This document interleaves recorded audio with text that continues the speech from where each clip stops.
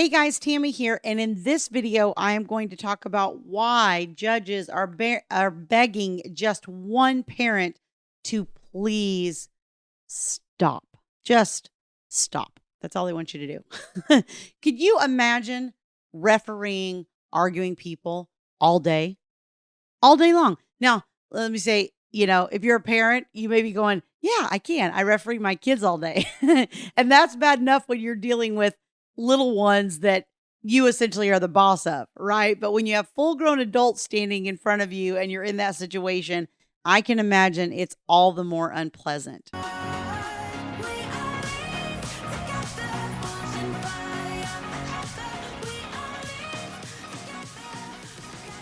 Now, before I dive deeper on this, let me remind you to please hit like on this video and also subscribe to the channel if you like these videos so you get notified as new ones come out. In high conflict cases, which account for, I think, around 20% is the statistic that I have historically read, around 20% of court cases are high conflict. And unfortunately, they kind of follow that old 80-20 rule where the 20% of high conflict cases absorb about 80% of the court's resources.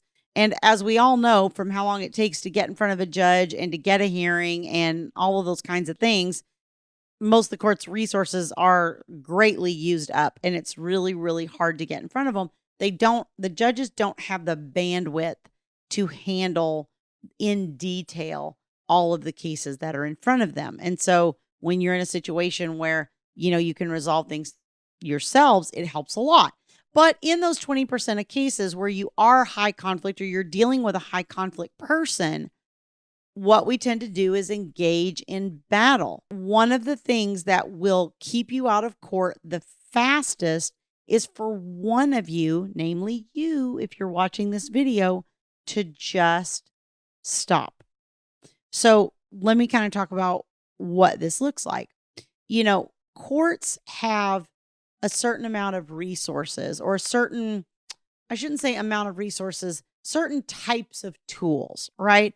Courts only have certain types of tools that they can use to handle these situations. Now, I always tell people, look, I'm sorry, but the judge does not own a magic wand that they can just wave that will magically stop your ex from being a jerk. A bleep, insert your word there. I bleeped for you, okay? Whatever word it is that you use to describe your ex, insert it right there, because the court does not have a magic wand to change that. So let's look at it from the court's perspective. What tools do they have to be able to help these situations? Well, if you're standing in front of the judge and they feel like it's, a back and forth, it's both of you and they can't get either one of you to stop, then you're probably going to end up in some sort of co-parenting counseling, or maybe a parenting coordinator.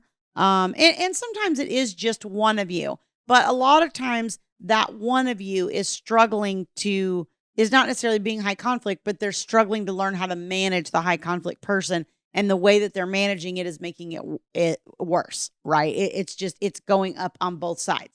So even though the other person may be the high conflict person, if you're not managing that well and you're causing it to escalate, then you're not necessarily the initiator, but you're not doing anything to stop it either. And that's really the skill that the court wants you to learn. Beyond co-parenting counseling and parenting coordinators, sometimes they'll order people into individual therapy. Kids get therapy. We see child custody evaluations. We see attorneys for children, right? Those go by a lot of different names.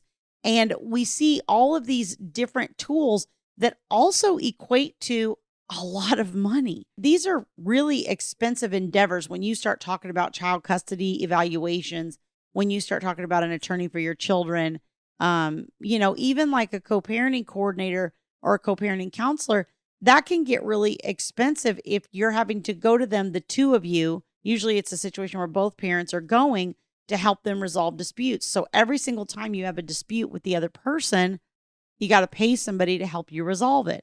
And while that isn't as expensive as going to court, it still can start to really add up over time when you have a multitude of different issues that you're trying to deal with. The list just goes on and on and on, and you're just pouring all your resources into this fight.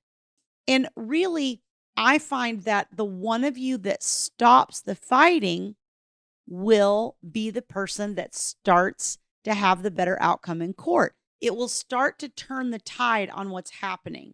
So if you're going into court and you're feeling like this judge doesn't get it, this judge isn't listening to me, the other person is doing all these things and the judge just can't see it, then what's happening is you are not stopping.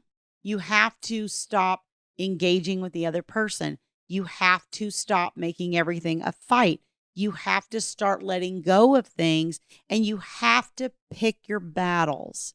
And I think that's one of the things that happens is by the time we have a breakup with a high conflict person, we've just gotten to the point where we're so fed up and we're so tired of being treated a certain way that we've decided that we're just going to draw a line on everything. And nope, you're not going to treat me this way on this. Nope, you're not going to treat me this way on this. Nope, you're not going to treat me this way on this. We end up just, again, pushing back on everything. What you have to do is pick your battles. Decide, is this an important issue? And let me tell you, when you're trying to decide if this is an important issue, if you want to have a good outcome in court, your criteria for is this an important issue is not, is this an important issue to you? It doesn't matter if this is an important issue to you. Look, there's all kinds of things in this process that are unfair. There's all kinds of things that we get the short end of the stick. There's all kinds of things that the system is not set up to bring fairness to. And I would love to tell you that it is. We tend to think of it in more of a criminal court, TV kind of way where we go, well, the person's either guilty or innocent. And if they're guilty, they're punished. And if they're innocent, they're free. Family court's not really, that's not what they're there to decide. They're not there to decide who's guilty or who's innocent. Probably if you have two people standing in front of you that were married, I'm guessing there are things on both sides. Now, even if you feel like your ex contributed more to that breakdown than you did, you still contributed in some shape or form. So there's still some part of it that was you. So when we're in front of that judge, we feel like we want fairness, we want justice, we want things to be, made right, so to speak. And the problem for family court, again, is that's not what they're there to do. So when you start trying to pick your battles, you have to understand what the court is there to do. The court is there to decide a handful of things. Number one, what your parenting plan should be. All things being equal, they're going to want both parents involved. Okay. Now, I know there's all these little, there's drugs, alcohol, abuse, all these different things that come into play that can sway that. Right. But for the most part, they want to give both parents the opportunity to be involved with the child. And so they're going to decide what they think an appropriate parenting plan is based on all the circumstances. They're there to decide child support. If there should be any, how much, from who to who. It's a formula. It's a calculation. It's a 2 + 2 is 4. If you're also lucky enough to be going through a divorce, in addition to the child issues, then they're also going to decide spousal support, and they're also going to decide division of your assets and debts. And they're going to terminate your marital status if you're married. So really, 5 things the court is there to decide. We come into this wanting to tell them every little detail and the whole story so that they can decide who's the good person, who's the bad person, and, how to make all this fair. And sometimes people will say to me, well, Tammy, this particular thing is happening. And one of the really good questions you can ask yourself, people will say, this thing is happening. Should I file in court over it?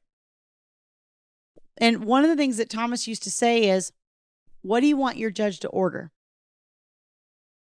And if your answer is, I don't know, if you don't even know what you would be asking your judge for, how are they supposed to figure it out? I understand they have the law and they, I get that kind of like legal side of it of what you're saying, but think about it in practicality.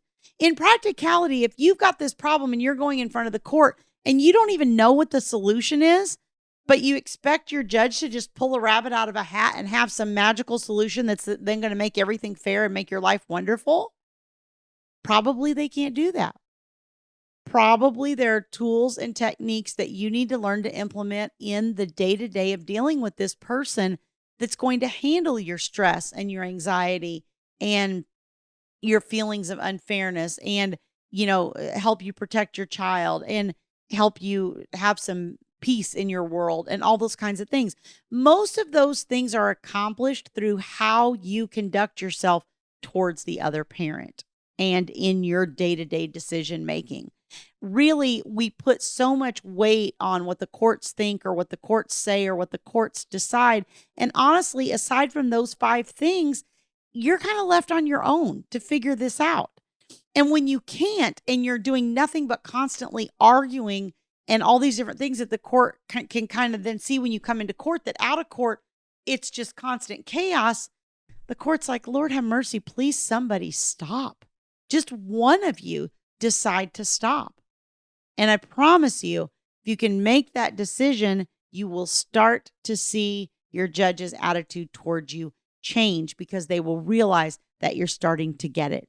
Okay, judges don't expect us to be perfect, but they do expect us to learn. They expect us to learn and to try to improve and to try to do better and better as we are getting that education. So I hope that's helpful. If you would like to learn more about my coaching services, please go to divorceduniversityonline.com/VIP-coaching. There's a link on there. You can book a free strategy session with me. I'd love to chat with you and see how I might be able to help you moving forward. See you guys next time.